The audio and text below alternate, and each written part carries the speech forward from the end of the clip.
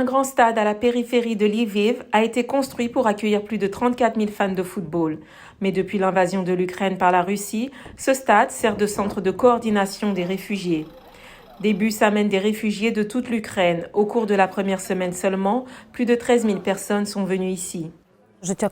La vie de chaque Ukrainien a changé après le 24 février. Olga Manko est la directrice du stade Arena Lviv.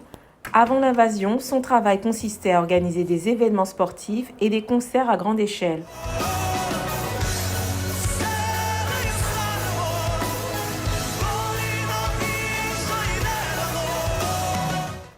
Mais depuis le début de l'invasion russe, sa tâche principale est d'aider les réfugiés. Nous aidons les volontaires au siège humanitaire. Nous épluchons les pommes de terre, nous lavons la vaisselle, nous cuisinons. Beaucoup de réfugiés qui viennent ici ont déjà perdu leur maison. Irina est l'une d'entre elles. Elle est venue ici, de la périphérie de Kiev. Nous attendions et attendions, mais cela n'a fait qu'empirer. Tous les villages proches de nous étaient occupés par des Russes.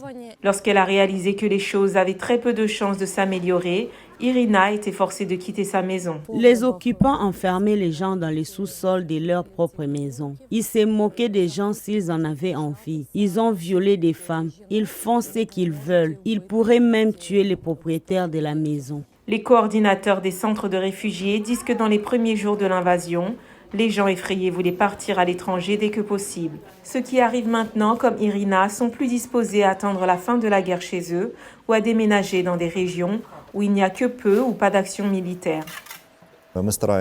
Nous essayons d'accueillir les gens au sein de l'infrastructure municipale dans les collectivités territoriales. Je veux dire, ceux qui envisagent de rester en Ukraine. Le centre d'accueil des réfugiés est maintenant à moitié vide, mais les volontaires partent du principe que l'invasion se poursuivra et des lits supplémentaires sont déjà installés dans le stade.